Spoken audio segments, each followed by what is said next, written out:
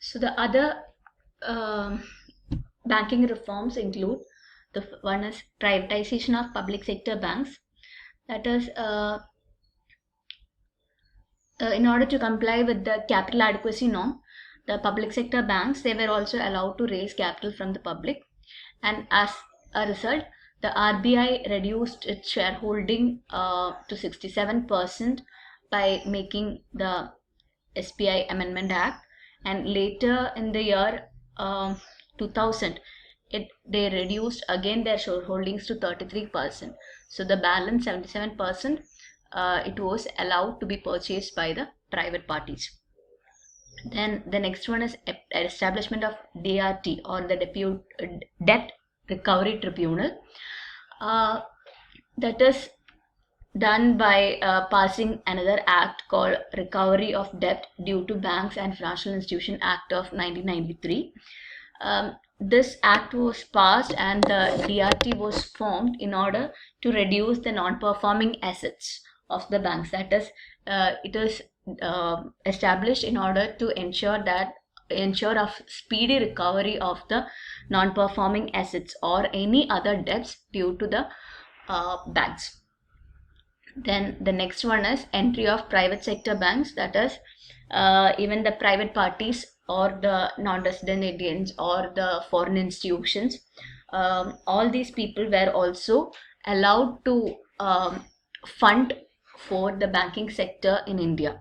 And as a result, many other private players came into the banking sector. We can see the HDFC Bank, ICICI Bank, UTI Bank Limited. All these are other private sector banks. There are even many number of private sector banks are there, and which play a major role in our banking sector now. Then the next reform was branch rationing. That is, RBI again allowed in all the bankers to establish new branches in any places they wish. Then and for that, for doing that, they'll have to comply with a few norms. That is, the banks should attain the capital adequacy ratio of minimum 9%, and then they should make a profit for at least 3 consecutive years, and then their NPA or non-performing assets should be less than 15%, and the minimum owned funds should be 110 crore.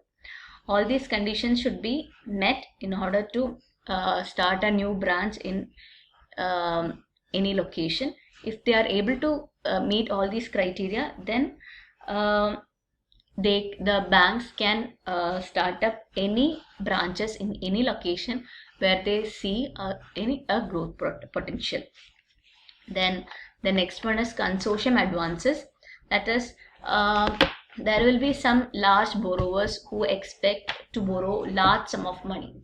For this, if one particular bank is willing, they'll have to bear a huge risk.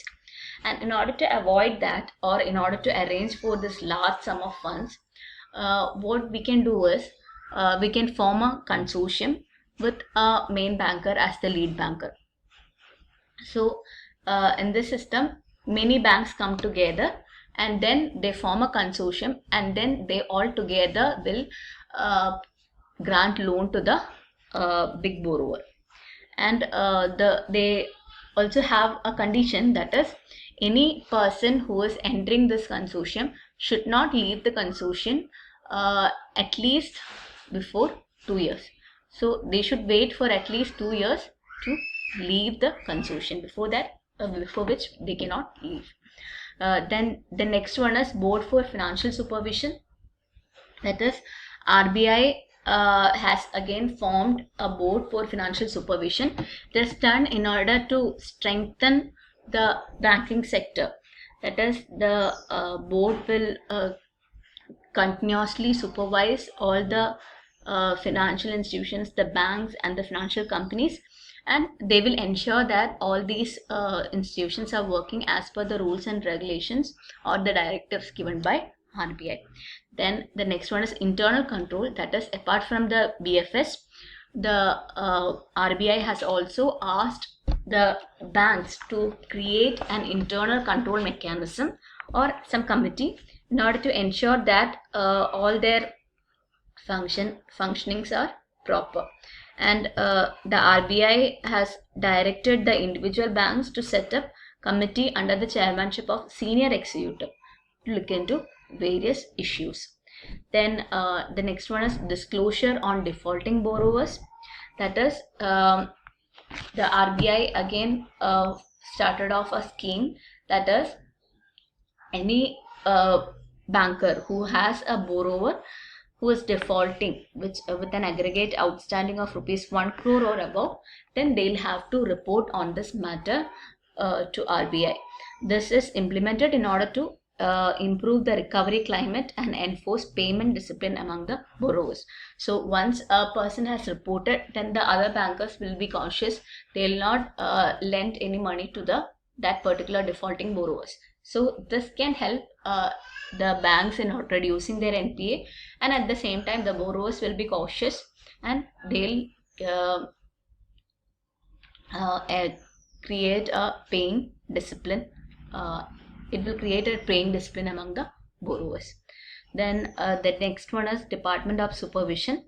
Apart from this BFS, the RBI has also set up another department known as Department for Supervision in order to supervise the working of all commercial banks.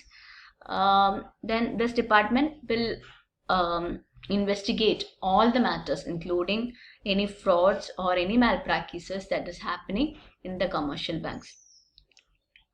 Then the next one is entry of banks into insurance sector. That is, the banks are also now allowed to enter the insurance sector. You might be knowing SBI Life Insurance is there, ICICI Life Insurance and General Insurance is there. SDFC is also providing a lot of insurance facilities, right? So these banks are also allowed to enter into the insurance sector, but the condition is that they should have sufficient capital adequacy ratio and their minimum net worth should be 5 crore rupees. If they are able to follow these two conditions or fulfill these two conditions, then the banks can also enter into insurance sector. So this helps them to widen their reach or widen their opportunities. So this is all about the various banking sector reforms. Thank you.